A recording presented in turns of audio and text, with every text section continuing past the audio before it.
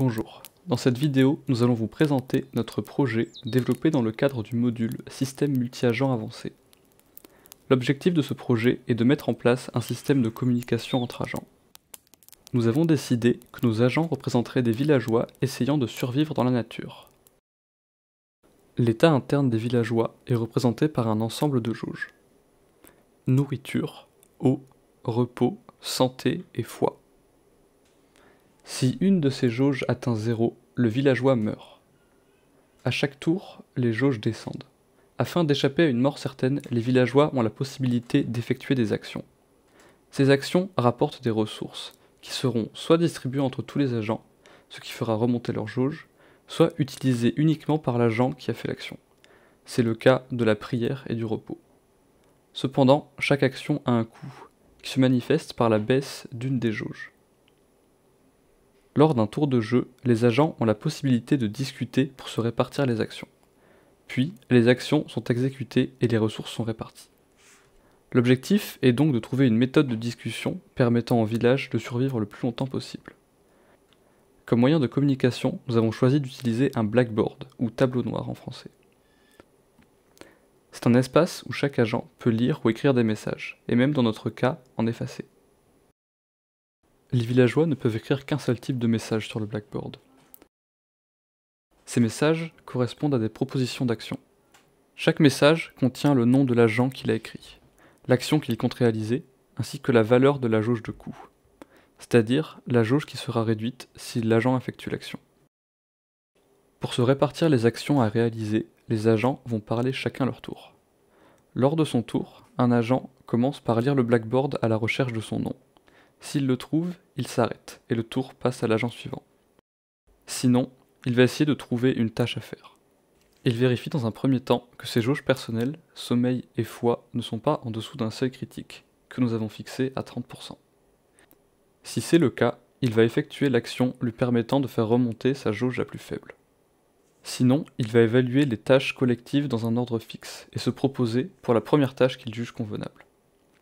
Pour évaluer si une tâche est convenable, il calcule, à l'aide du blackboard, si les agents qui se sont déjà proposés pour faire cette action sont suffisamment nombreux pour remplir les jauges de tout le monde. Il vérifie également que plus d'un agent sur 5 ne s'est pas déjà proposé pour cette action. Si aucune de ces conditions n'est satisfaite, il rajoute un message pour se porter volontaire pour l'action. En revanche, si l'une de ces conditions est satisfaite, il vérifie s'il n'est pas plus apte à faire cette action qu'un autre agent, c'est-à-dire qu'un agent a une jauge de coût plus faible que la sienne pour cette action. Si c'est le cas, il remplace l'agent le plus faible.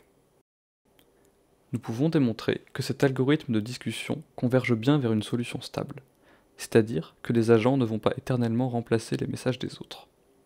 On considère que la discussion a convergé lorsque lors d'un tour de parole, aucun agent n'a écrit de nouveaux messages, ni remplacé de messages précédemment écrits. Pour la preuve, on considère f la fonction de terminaison définie comme étant la somme des jauges de coût des messages du blackboard. Les valeurs des jauges sont des entiers compris entre 1 et 100. F est donc comprise entre 1 et 100n, n étant le nombre d'agents. Les agents peuvent soit rajouter un message dont la jauge de coût est supérieure à 0, soit remplacer le message d'un autre agent, mais uniquement si la valeur de sa jauge de coût est strictement supérieure à la précédente. Donc, à chaque action, que ce soit écrire un nouveau message ou en remplacer un, f augmente. La discussion convergera donc, dans le pire des cas, en 100n tours de discussion. En pratique, entre 3 et 5 tours suffisent à atteindre une convergence. Pour prouver l'efficacité de notre algorithme et montrer entre autres qu'il est plus performant que des choix aléatoires, nous avons automatisé la simulation en faisant varier les gains des actions collectives et individuelles de 0 à 100. On affiche dans un tableau le nombre de jours de survie du village, ou -1 si le village survit indéfiniment. Nous pouvons observer une certaine continuité dans ces résultats. Plus les gains sont élevés, plus le village survit longtemps, jusqu'à atteindre la courbe limite définissant le moment où le village persiste indéfiniment. Notre algorithme est stable dans le temps, ce qui n'est pas le cas avec des choix aléatoires où le village finit par s'éteindre peu importe la valeur des gains. On peut constater qu'avec des gains collectifs et individuels égaux, le minimum est de 36 pour assurer la pérennité du village. En augmentant les gains individuels, on peut diminuer jusqu'à 30 les gains collectifs, et en augmentant les gains collectifs, on peut diminuer jusqu'à 16 les gains individuels. En conclusion, nous avons implémenté un système multi-agent permettant d'évaluer l'efficacité d'une méthode de discussion, ainsi qu'un algorithme de discussion qui montre des résultats cohérents. Par la suite, il pourrait être intéressant de développer d'autres algorithmes de discussion et de les mettre en compétition avec le nôtre.